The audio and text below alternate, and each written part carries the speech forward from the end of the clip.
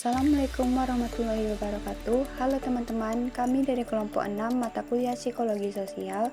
Perkenalkan, saya Ulfa Hazima dengan NPM 2202060032. Dan saya Abel Maishita dengan NPM 2202060031. Materi kelompok kami yang berjudul atribusi sosial yang mencakupi 1. Pengertian atribusi sosial, 2. Teori atribusi sosial, dan 3. Kesalahan atribusi. A. Pengertian atribusi sosial. Atribusi sosial adalah proses di mana individu mencari dan memberikan penjelasan atas perilaku manusia, baik perilaku sendiri maupun perilaku orang lain, dengan mencari faktor internal seperti karakteristik personal atau faktor eksternal seperti situasi atau lingkungan sebagai penyebabnya. Dengan kata lain, atribusi sosial mencakup cara kita memberi makna terhadap tindakan dan perilaku orang lain atau diri sendiri. B. Teori atribusi sosial. Terdapat beberapa teori atribusi sosial yang diperkenalkan oleh para ahlinya, diantaranya yang pertama teori atribusi kausal Wigner.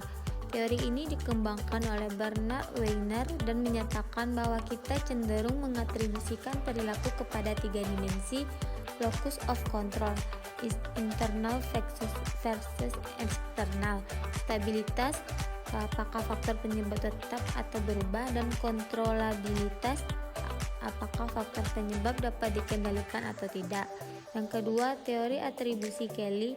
George Kelly mengemukakan teori atribusi covariation yang menyatakan bahwa kita membuat atribusi berdasarkan pada 3 tipe informasi: konsensus, yaitu apakah orang lain bertindak sama dalam situasi yang serupa; selanjutnya konsistensi, yaitu apakah orang tersebut bertindak sama secara konsisten dalam situasi tersebut; dan distinctiveness, yaitu apakah perilaku itu spesifik hanya untuk situasi tersebut atau tidak.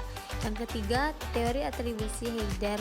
Fred Heider memperkenalkan teori atribusi bilateral yang menyatakan bahwa kita cenderung mengatribusikan perilaku kepada faktor internal seperti kepribadian atau faktor eksternal seperti situasi.